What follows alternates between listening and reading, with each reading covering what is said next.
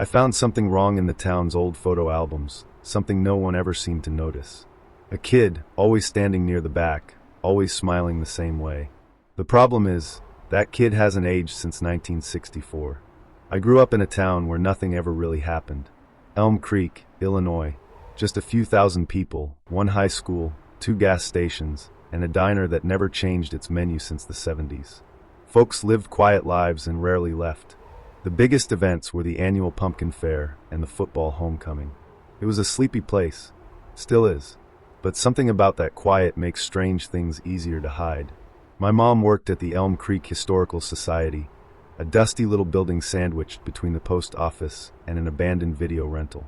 When I was a teenager, I'd hang out in the back room while she sorted old newspapers and categorized black and white photos from the town's archives.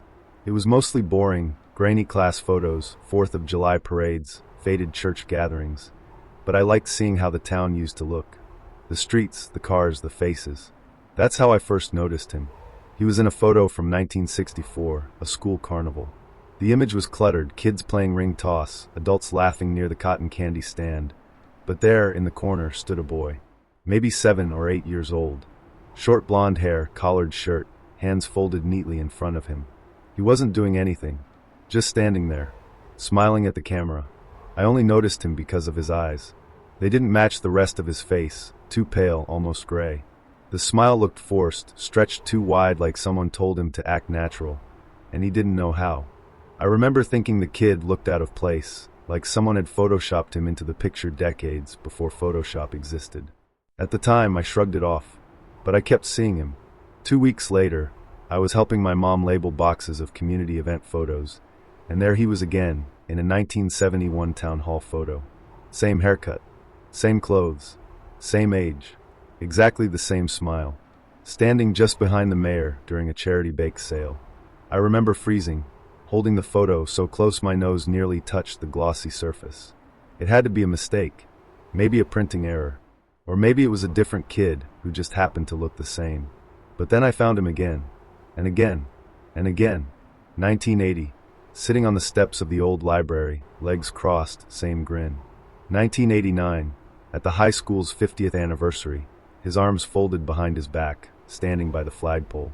2001, leaning against a fire truck during the Founders' Day parade. No change. Not one damn wrinkle, not a shift in body size, nothing. Every image had different people, different seasons, different moments. But the boy was always there, always watching, always smiling. When I brought it up to my mom, she laughed. Told me I had an overactive imagination, that it was probably just a kid who liked being in photos. Maybe he was part of a big family. Elm Creek's full of cousins and second cousins. You're probably seeing a whole line of lookalikes. But I wasn't. That week, I stole a dozen of the photos and took them home. I scanned them into my computer, adjusted brightness, zoomed into his face. I lined them up in order. The angles changed, the lighting shifted, the crowds aged, but he didn't. Not even once. He was a ghost in a denim jacket. After that, I started asking around. Quietly. I didn't want to sound crazy. Most people didn't remember the boy, or they thought I was talking about someone's grandson. But when I showed Mrs. Lanning, our 85-year-old librarian, the picture from 1964, she went completely still. "That's Daniel," she whispered. "That's the green boy." I asked what she meant. She didn't say much, just that his family had moved to town briefly in the early 60s. The father worked construction, the mother was quiet and odd. They lived near the river bend on the edge of town. Daniel, the son, went missing during a 4th of July picnic in 1965. He was never found. "Strange thing is," she said, voice cracking, "I swear I saw him by the edge of the woods 5 years later. Same clothes, same haircut, just standing there." I asked if she ever told anyone. "No one listens to old ladies," she muttered. Then she locked the photo cabinet and told me not to bring it up again. After that day, I couldn't stop looking. I combed through every yearbook, newspaper clipping, church bulletin. I scoured Facebook posts from town residents, old MySpace pages, funeral slideshows. And like clockwork, he showed up, always in the background, never front and center, never interacting, just present, like he was stuck, watching us, following time without being part of it. I even visited the river bend where the Green family supposedly lived. The house was long gone, burned down in the 80s, but the lot was still fenced off. No one had ever built over it. Locals said the land was cursed. They said weird things happened there. Cattle getting sick, lights flickering in the trees, a hum that you could feel in your teeth. One night, I went there alone, just to look, and that's when I saw the boy. Not in a photo, not on paper, in real life. He was standing just beyond the tree line. Pale eyes, crooked smile. Same clothes I'd seen in the pictures. He didn't move, just watched me. I blinked, and he was gone. But I know what I saw. After I saw him in the woods, I didn't sleep for 2 nights. I kept picturing his face behind my bedroom curtains. I left the porch light on even during the day. I thought maybe, just maybe, I'd imagined it all. Maybe I was tired, or maybe the photos had messed with my mind. But deep down, I knew it was real. The next morning, I went back to the Historical Society. I needed to know more about the Greens. The file was thin, only a couple of documents. A single tax record from 1963. A blurry family portrait. A faded report filed with the county sheriff about Daniel's disappearance. The strange part? The address listed didn't match any current street. It said 421 Ash Hollow Road. I knew every inch of Elm Creek, and that road didn't exist. I asked around, and people gave me mixed answers. Some said the name sounded familiar. Others were sure it had been renamed after a flood in the 70s. One guy at the hardware store said, "Yeah, Ash Hollow's real, but there ain't no houses out there anymore. Just woods. Always has been." So I drove out toward the old forest on the east side of town. That stretch of road is nearly empty now, just long, cracked asphalt lined with pine. Nothing but trees and silence. But about 4 miles in, I saw it. A mailbox. Rusted. Crooked. Faded numbers barely visible on the side. 421. No driveway. Just a thin path into the woods, overgrown with weeds and roots. I parked my truck on the shoulder, grabbed my flashlight, and followed the trail. That's when I saw the house. It shouldn't have been there. Not in that state. Not in 2023. It looked untouched by time. The 2-story farmhouse was old but pristine. White paint, black shutters, a swing set in the front yard, curtains in the windows. It looked like something out of a 1950s magazine, perfectly preserved in the middle of nowhere. The air around it felt wrong, too still, too quiet. No birds, no wind. Even the bugs kept their distance. I approached slowly, half expecting it to vanish if I blinked. But it didn't. The porch creaked under my weight. The door wasn't locked. Inside, the air was cool. Not cold, just indifferent. The furniture was covered in plastic. There was a faint smell, old soap, dust, and something sweeter underneath, like dried flowers left too long in a vase. The house felt lived in. Recently. There was a coat draped over a chair, shoes by the door, a bowl of fruit on the counter, real fruit, not plastic. But the bananas were black, and the apples had collapsed into mush. I moved cautiously through the house, calling out just once. "Hello?" No answer. The living room had an old TV, the kind with knobs and wood paneling. A Polaroid camera sat on the coffee table. Family portraits lined the walls. I saw the Green parents in every photo, same stiff posture, same blank expressions. And always Daniel, always smiling, always the same age. But there was no dust on his face in any of them. While the rest of the pictures had faded or yellowed, his image stayed sharp, fresh. I walked up the stairs, each step groaning louder than the last. At the top, 3 doors. I tried the first. It was a bathroom, clean but unused. The second room was a nursery, but not for a baby. It was a child's room stuck in time. Toy cars lined the shelves. A model airplane hung from the ceiling by a string. A pair of shoes sat neatly by the bed, which was perfectly made. On the nightstand, an open book, The Hardy Boys. And then I noticed the photographs. Hundreds of them, taped to the walls, pinned to corkboards, stuffed into drawers. All of them of Daniel. Not as a boy growing up, but as a boy staying exactly the same. In different decades, different places. Standing in the background of town events, hospital waiting rooms, airport terminals, even weddings. Always distant, always smiling. My chest tightened. I reached for a stack on the desk, flipping through one by one. The last photo in the pile made me drop the whole bunch. It was me, standing at the Historical Society building, holding one of the original photos of Daniel, my face frozen in confusion. Daniel stood just a few feet behind me. I hadn't seen him there that day, but someone or something had. The third door down the hallway was closed. Unlike the rest, it was newer. White paint, no dust on the handle. I pressed my ear to the wood. Nothing. I turned the knob slowly. It opened with a quiet click. The room inside was empty. No furniture. No windows. Just wallpaper peeling off the walls and a carpet soaked in something dark. The smell hit me instantly, rot, like wet earth and old meat. My flashlight flickered. That's when I saw them. Footprints. Small. Barefoot. Leading across the room and stopping right behind where I stood. I spun around. Nothing. But the hairs on my neck stood straight up. I wasn't alone. I backed out of the room, shut the door, and bolted down the stairs. The walls seemed closer.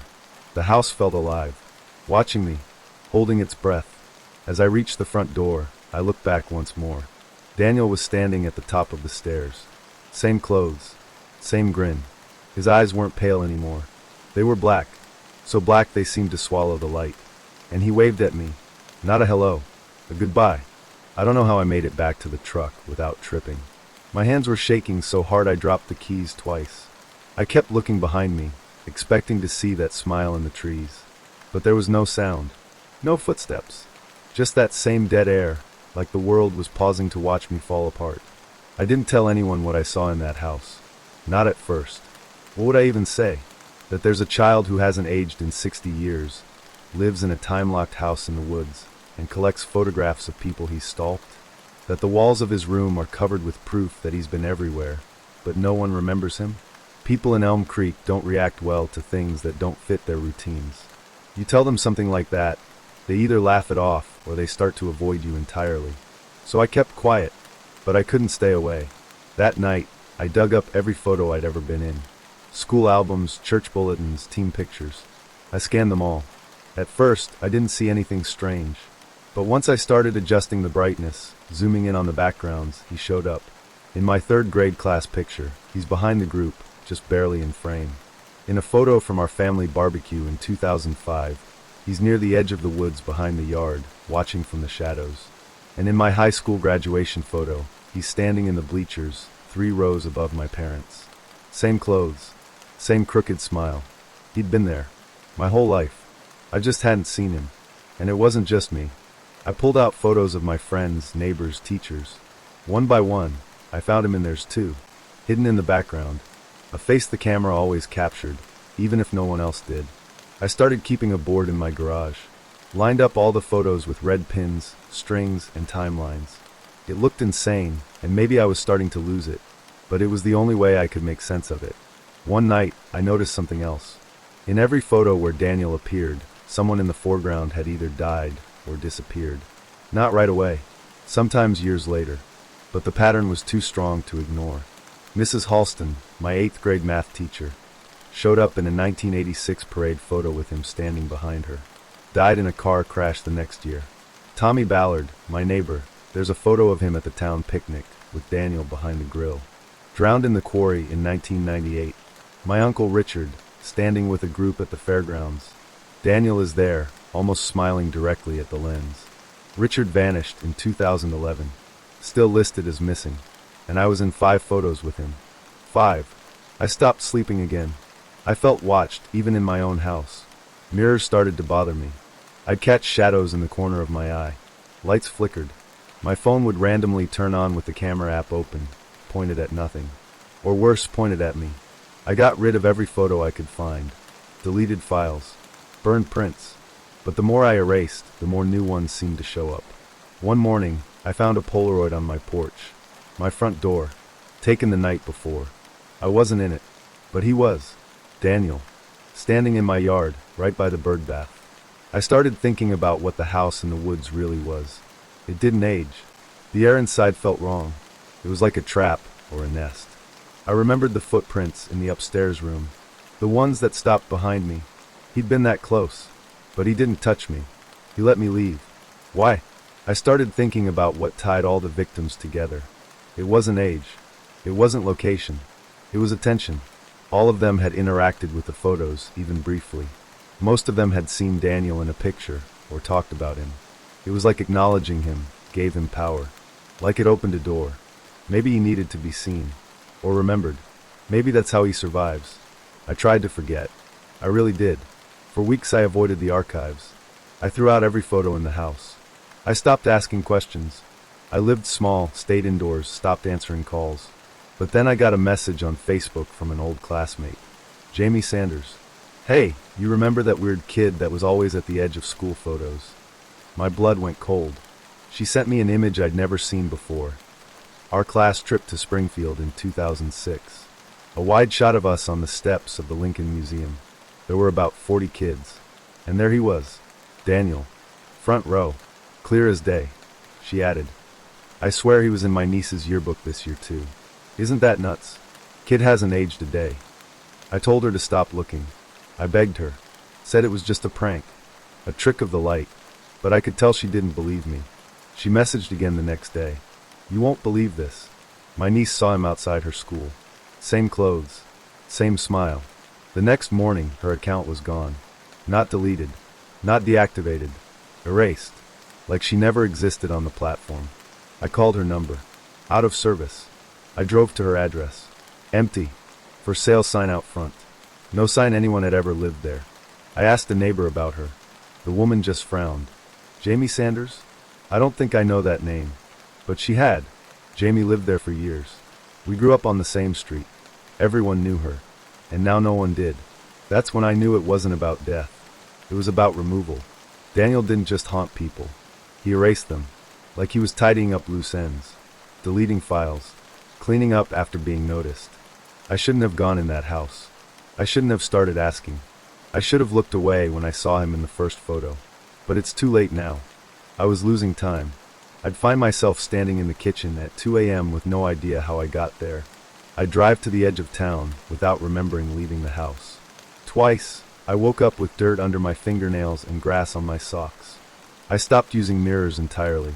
I covered them with towels. Every time I looked, I swore something was behind me. That's when she showed up.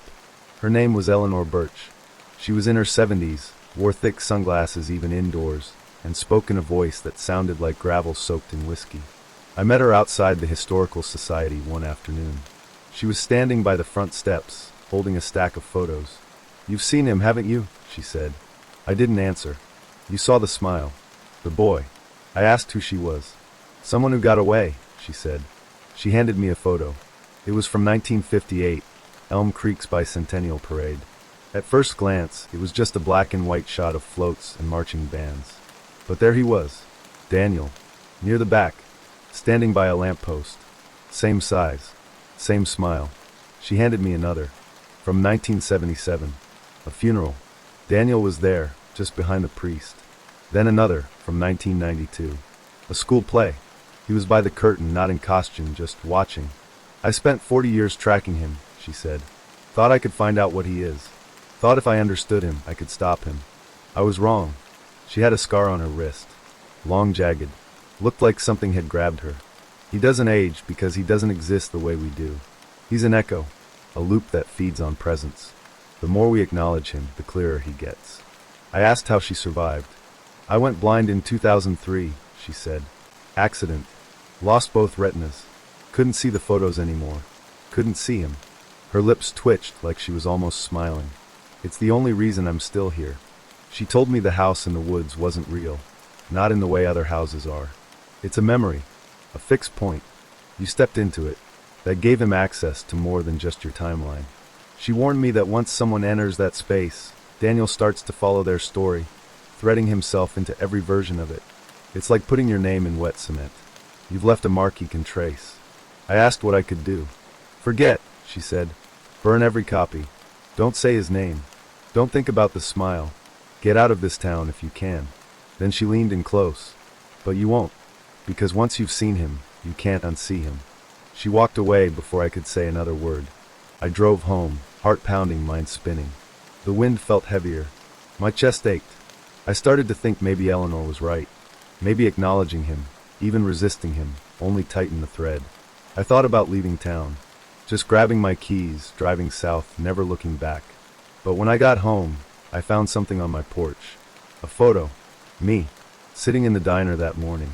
Eleanor sitting across from me. Her mouth open mid-sentence. Daniel was in the booth behind her. That night, I dreamed of the house. But it wasn't empty. It was full of people, dozens of them, standing still, eyes open, mouths closed.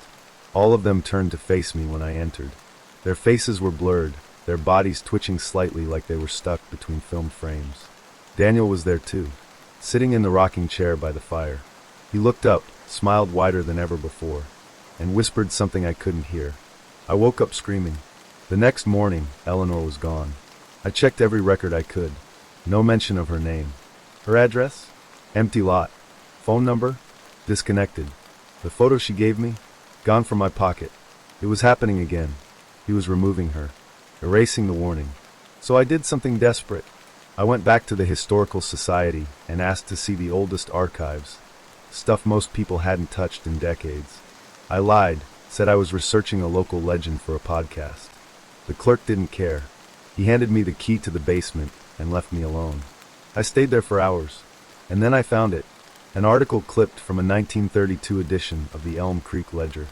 Headline read, "Boy found alone in abandoned house. Claims to be from nowhere. The picture was grainy, but even in low resolution, I knew that face.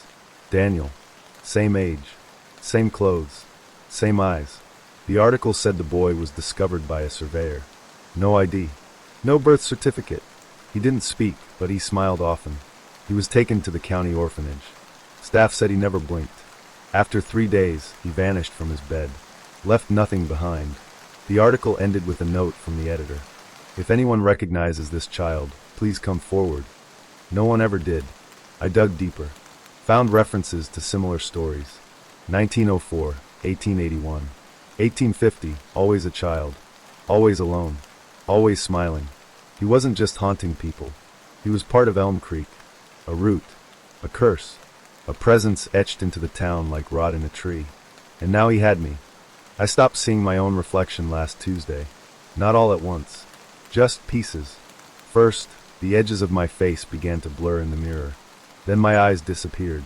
Now, when I stand in front of the glass, there's nothing staring back. Just a vague shadow. Like the mirror's forgetting how to remember me. But it's not just the glass. People are starting to forget me too. It began with small things. My boss at the auto shop asked why I wasn't at work last Friday. I was there. Fixed 2 transmissions. Logged the hours. But the paperwork was gone. My time card was blank. He looked at me like I was a stranger. Then it was my neighbor, Mrs. Carmichael. She's lived across the street from me for 20 years. I mowed her lawn when her husband passed. I fed her cat when she had hip surgery. But this week, when I waved, she flinched. Closed her blinds. Later, I heard her on the phone through the window. I think someone's squatting in that house. I don't recognize the man living there. I tried calling friends. Old college roommates. Cousins. No one answered. No voicemails. Just long silences and disconnect tones. I drove to my brother's place 2 towns over. He opened the door, stared at me for a few seconds, then said, "Can I help you?" It wasn't a joke. His kids peeked out from behind him. I said their names. I begged him to remember. He said he didn't have a brother. Said maybe I had the wrong house. I showed him photos. Birthday parties. Christmas. But in every one of them, I wasn't there. Whole pieces of me had been cut from the images. Just blank space where I used to be. I opened an old yearbook. My name wasn't under my senior photo. The caption just said unknown. Like I was a placeholder. A glitch in the record. He's doing it. Daniel. He's erasing me. I think it started the moment I saw him in person. Or maybe the moment I stepped into that house. Maybe both. I don't know how he chooses, but I feel it now. The unraveling. Like I'm being pulled thread by thread out of the world. It's not fast. It's slow. Like drowning in dry air. The worst part? No one notices. And I think that's how it ends. Not with a scream or a struggle, but with silence. I went back to the river bend, to the lot where his house once stood, or still stands. It's hard to tell. Some days it's there. Some days it isn't. That morning it was just trees. A clearing. Wind. But I waited. And just before dusk, the house came back. Not with a sound. Not with a shimmer. It was just there again. As if it had always been there. Like I'd only forgotten. The front door opened before I reached it. He was standing in the doorway. Daniel. Same clothes. Same crooked smile. But something was different now. He looked fuller. Like he had weight, shape, detail, as if the blur that always surrounded him was sharpening. And I was losing focus in return. I stepped inside. The house didn't smell like rot anymore. It smelled like absence, like the void of scent, the kind of sterile emptiness that creeps into hospitals and mausoleums. The plastic was gone from the furniture. The bowl of fruit was full again. Fresh, too fresh, wax-like skin, perfectly round shapes. But when I picked up an apple, it was warm, beating. I dropped it. It rolled under the table and vanished. He didn't say anything, just gestured for me to follow. We walked up the stairs. The hallway was lined with photographs, hundreds of them, all of them of me, from childhood to now, from every angle. Some I recognized, most I didn't. Photos of me sleeping, photos of me brushing my teeth, photos of me from above, as if taken from the ceiling. There were even photos from today. I was in the garage this morning, sorting through boxes. One photo showed me holding up a baseball glove I haven't seen since I was 10. Another photo showed me holding the photo I was looking at now. That's when I realized I was inside the loop. He'd pulled me in. We entered the last room at the end of the hallway. It wasn't a room anymore.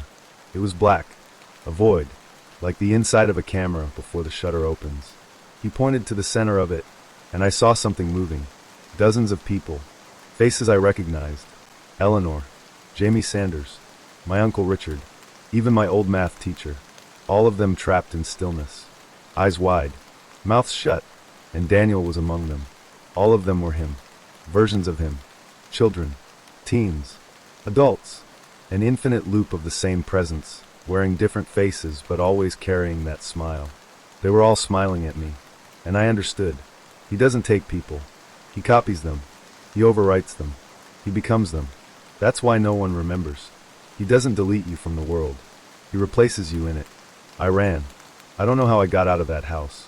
1 minute I was in the void. The next I was outside, lying on the forest floor. The house was gone. The path behind me had vanished. I drove home with my hands shaking, mouth dry, mind fractured. But when I opened the door to my house, my legs gave out. Because I was already inside. Or something that looked like me. It stood in the hallway, wearing my clothes, smiling that crooked smile. And it was holding a photo. Of me. On the porch. Looking terrified. It wasn't just wearing my face. It was me. Same haircut, same scar on my knuckle from when I fell off my bike at 12. Same faded tattoo on my forearm. But its eyes were empty. Not blank, empty. Like someone had scooped out whatever made me human and left only the shell. I couldn't move.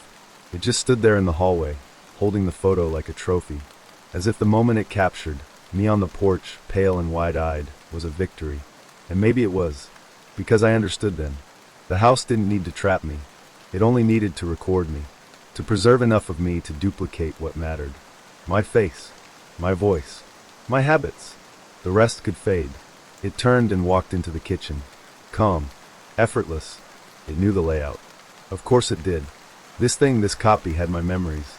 And it was going to live my life. I stood outside until the sun came up. Watching it through the window as it moved from room to room. Turning on lights, checking the fridge, petting the cat. Just like I would have. By morning, I knew what I had to do. I wasn't going to let it have everything. I went to the Historical Society and broke in through the rear window. I took every file I could find, every photo with Daniel in it, every newspaper clipping, every mention in every archive. I even went into the basement again, grabbed the microfilms, ripped them from the reels. I set them all in the middle of the floor, and I burned them. The fire spread fast. Old paper and wood paneling go up easy. I made sure no one was inside, but I didn't wait for the flames to settle. I just walked away, let it all burn. If the house was a record, I was going to scratch the tape. But it didn't matter. Later that night, I checked online. The Historical Society had never existed. People were already calling it a vacant lot. That place has been empty for years, someone posted. Nothing but weeds and a foundation slab. I looked in the mirror. My face was barely there now. Just a foggy outline. My voice sounded thinner. My shadow moved slower than my body. And when I looked through old emails, I saw responses that didn't make sense. Sorry, who is this? Please stop contacting me. We don't know anyone by that name. One reply chilled me more than any other. It was from my own boss. Whoever you are, please stop pretending to be him. He passed away last year. That's when I knew it was done. I no longer existed. Whatever version of me was walking around now, the copy had taken over. He had my job, my house, my family, and no one could tell the difference. I don't know how long I have left. I'm still here, in some small, flickering way, like a ghost caught in bad reception. I can touch things, but they don't remember being touched. I can scream, but the sound doesn't echo. I can write, but the words smear the moment I look away. But I'm writing this now, because someone needs to know. Not for me, for the next person, because he's not finished. Daniel doesn't just feed on memory. He plants himself in it. He grows in silence, in unmarked corners of family albums and forgotten drawers. He shows up behind the crowd, waiting for someone to finally see him. And the moment you do, he's already inside. He'll watch you, learn you, mimic you, and then slowly erase you, until no one remembers there was ever a difference. I don't know what he is. Not a ghost, not a demon. Something else. Older, patient, the kind of thing that thrives on being unquestioned. And he's spreading. People post him online, laughing about the mysterious kid who keeps showing up in photos. Some say it's AI, a glitch, a viral marketing stunt. But every repost is an invitation. Every share is a spotlight. And he loves the spotlight. He's in the background of YouTube thumbnails, surveillance footage, vacation selfies. I even saw him in a TikTok filter once, just for a frame. Just enough. He only needs a frame. You might have seen him already. Maybe in that class picture you barely remember. Or in the blurred face behind the bus stop in that tourist photo from your trip to Chicago. Maybe he's in your phone right now. Check the last group photo you took. Is there someone you don't recognize? A child with pale eyes and a stretched smile? Don't zoom in. Don't ask anyone about him. Don't look for his name. Because the moment you try to remember him, he remembers you. And that'll be the last photo you'll ever be in. That was today's story. If you made it this far, let me know what you thought in the comments. Also, tell me if you've ever heard of anything similar happening near where you live. Don't forget to subscribe to the channel. There are plenty more chilling stories coming your way. Thanks for watching, and see you in the next video.